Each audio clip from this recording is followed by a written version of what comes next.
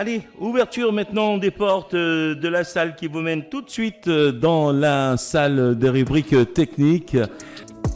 Et le conseiller vous accueillera d'ici quelques instants. Bonjour Monsieur Eric. Bonjour Monsieur GG. Comment allez-vous aujourd'hui? Super, et toi? Oui, ça va super, merci. Ouais. Ouais, d'ailleurs, il était bien l'horoscope là, j'avais bien aimé, surtout la partie avec le Verseau. Avec les Verseaux. Oui, ouais. n'en demandez pas trop à votre partenaire, changez un peu de destination, arrêtez d'aller à la Gold Coast. Je dis ça, je dirais, il saura de quoi je parle. Vous en demandez trop à l'être aimé. Revenez sur Terre, soyez plus réaliste. Vous savez pertinemment que vous-même ne parviendrez pas à combler autant de désirs. Ouais. Voilà. Ça, demandez-lui un peu conseil, où est-ce que vous voulez aller la prochaine fois. Voilà. Hein, au lieu de... Ouais, bon. Bon voilà, Voilà. j'espère que... No comment. J'espère que j'ai créé une embrouille là, à distance. Ah là là. Bon, alors aujourd'hui, de quoi allons-nous parler dans notre rubrique technique? Allez, revenons à nos moutons, ou je dirais même à nos seringues. Ouais. Voilà, à nos microscopes et blouses blanches. Aujourd'hui, dans notre chronique technique, les amis, votre chronique quotidienne sur l'actualité scientifique, nous allons parler d'une percée majeure dans le domaine de l'informatique. Alors on a tous eu au collège ou au lycée cette petite salle mystérieuse remplie d'ordinateurs où on adorait passer nos journées ou savourer ce petit moment de la journée où on allait faire pianoter sur son clavier et faire des petites recherches. Enfin, moi en tout cas c'était mon kiff au début quand j'étais au collège parce que c'était pas souvent qu'on pouvait taper, on était obligé d'écrire à la main. Maintenant aujourd'hui on peut prendre des cours à l'ordinateur. C'est clair. Et donc... Imaginez maintenant cette salle d'ordinateurs, mais faite avec des ordinateurs basés sur l'ADN. Basés sur l'ADN. Là, une explosion de joie, de poussière et d'étoiles vont vous envahir. Et en effet, c'est une équipe de chercheurs de l'université de Jiaotong de Shanghai qui a développé des circuits intégrés d'ADN appelés les DIC, D-I-C-S, les DICs, qui sont des ordinateurs capables de traiter des informations au niveau moléculaire. C'est-à-dire qu'il y aura des disques avec des DICs. Voilà, wow. Exactement. Il faudrait vraiment ce bruitage pour le... Et du coup, donc les DICs, à ne pas confondre avec les disques, fonctionnent en milieu liquide, ce qui leur permet de traiter simultanément de multiples séquences d'informations. Ils sont également reprogrammables, ce qui signifie qu'ils peuvent être adaptés à diverses tâches. Et dans une étude publiée dans la célèbre revue Nature, les chercheurs ont démontré que les DICs peuvent être utilisés pour résoudre les problèmes mathématiques et pour effectuer des diagnostics médicaux.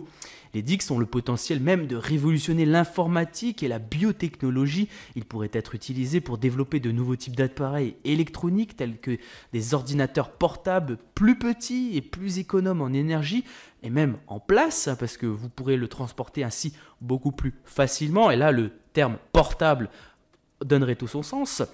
Il pourrait également être utilisé pour développer de nouveaux tests médicaux plus rapides mais aussi plus précis. Vous savez, le fameux travail vite fait, bien fait. Et les chercheurs prévoient aussi de poursuivre leur recherche sur les DICs afin de les améliorer, de les rendre plus accessibles. En attendant, cette percée est une étape importante dans le développement d'une nouvelle forme de calcul qui pourrait avoir un impact profond sur notre vie. Voilà, ce sera tout pour cette chronique technique et surtout n'oubliez pas que la science n'est pas une vérité absolue et les scientifiques ne sont pas des génies innés. La science c'est simplement l'exploration de l'inconnu pour comprendre le monde et le rendre meilleur. Je vous remercie. Alors est-ce qu'on assiste là en fait à une évolution encore de l'intelligence artificielle? Non, là c'est vraiment sur l'ordinateur, là il n'y a pas de question d'intelligence artificielle. Mais tu combines les deux, ce sera mortel. Ce sera mortel en effet. Mais d'ailleurs, figure-toi qu'on en reparlera de l'intelligence artificielle d'ici quelques jours avec une nouvelle assez déroutante.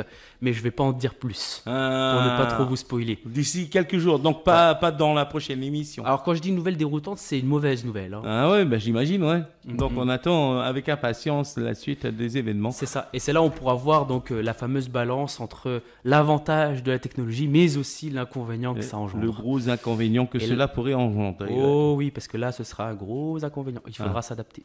D'accord. Il faudra s'adapter, ce sera le mot.